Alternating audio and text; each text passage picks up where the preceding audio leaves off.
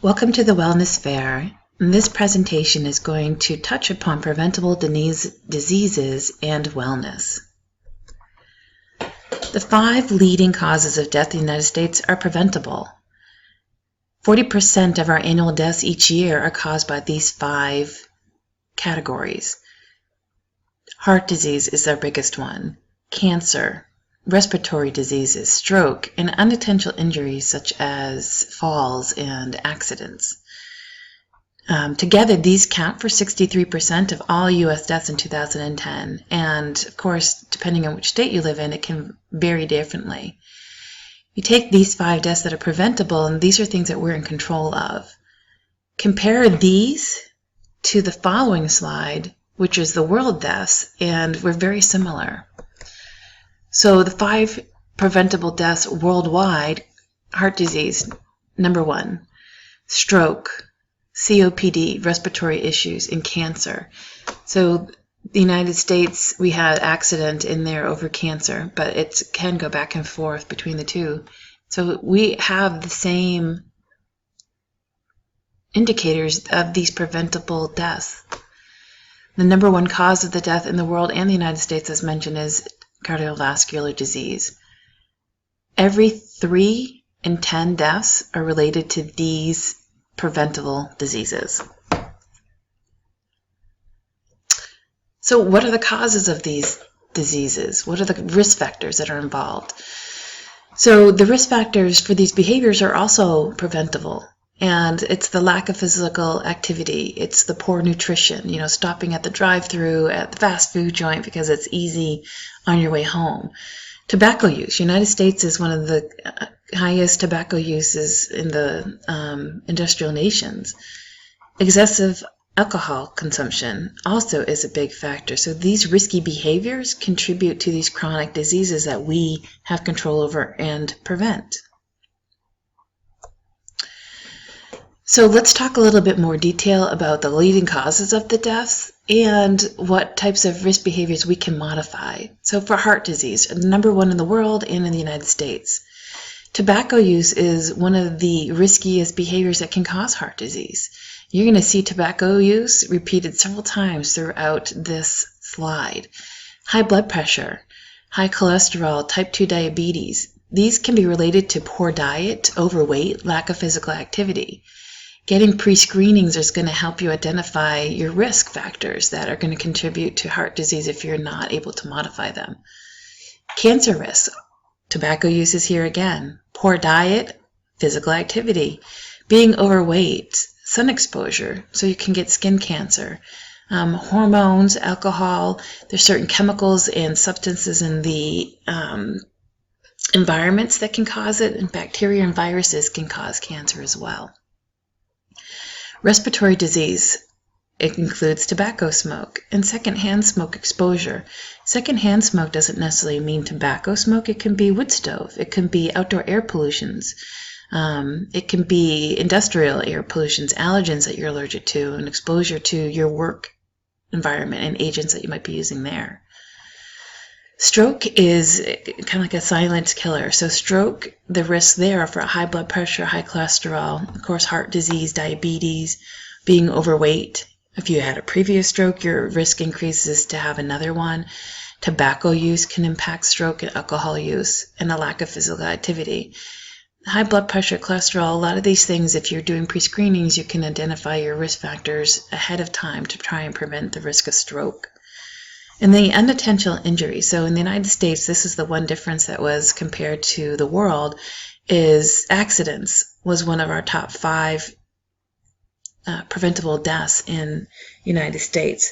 And that is unintentional injury. So not using your seatbelt, not using your helmet, unsafe consumer products such as fireworks, 4th of July, drug and alcohol use, including prescription drug use. This is a growing problem that we have in the United States, is the misuse of prescription drugs and doctor hopping to get those prescription drugs.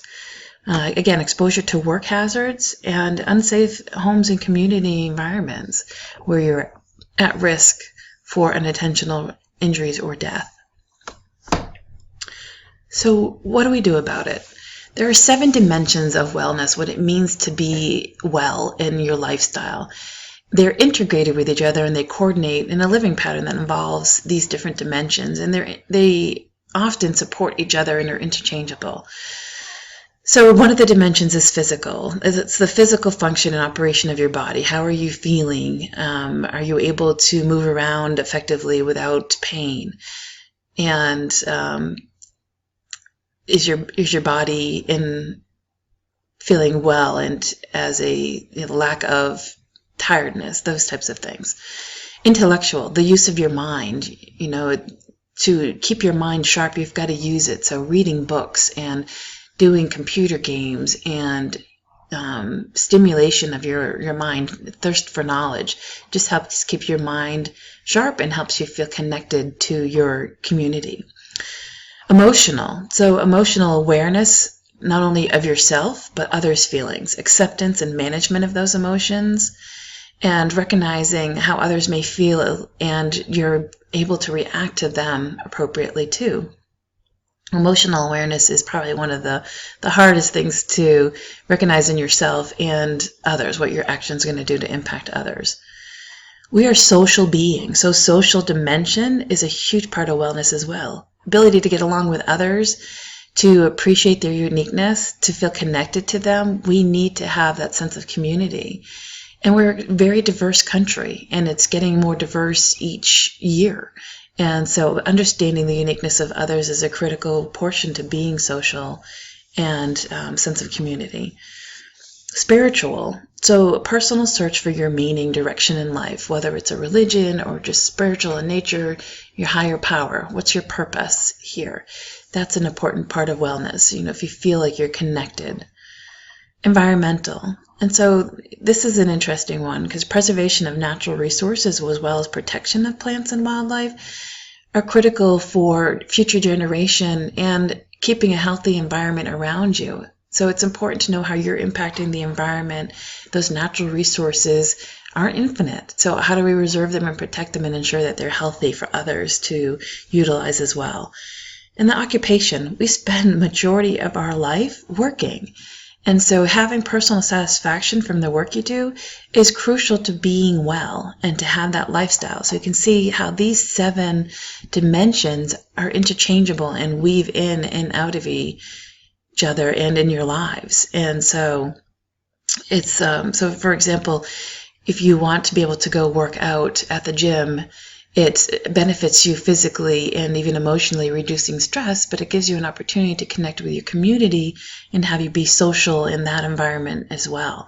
And so it's just an example of how you can use these different lifestyle wellnesses to see how they play on each other. Power of prevention is critical. So we have the ability to impact our lifespan, to impact these 5 preventable diseases. Prevention is key, eliminating those risky factors you can, but also making sure that you're getting the screenings that you need to do. So encouraging healthy living, promoting activities, getting up and moving. It doesn't have to be running a marathon. It's just get up and move away from your desk. Getting prevention screenings is going to help you understand what risk factors you may have that are going to lead to those chronic diseases and possibly even death. So prevention embraces the early detection of these. Quit smoking, increase your exercise. The benefits of quitting smoking are so rapid that within the few weeks you start to heal your body and it reduces heart disease. Exercise will help reduce stress. It helps reduce risk of diabetes, and it helps your body just feel overall energized. Eating healthier, reducing cholesterol, excess weight, again, that's the factors that were leading to diabetes and heart disease. So eating healthier, making the right choices, and just a few choice changes a day can make a world of difference. And then the pre-screenings are so critical to capture potential risk. We spend so much of our health care money on current chronic diseases and recovering from them. If we spent more of that money on pre-screening to capture, cancer through mammograms, colorectal screening, understanding what our blood sugar and our cholesterol levels are so that we can reduce those numbers to prevent that heart disease. Pre-screening can save lives. It's the end of our presentation today, and I hope you enjoy the rest of the Health Fair. Thank you.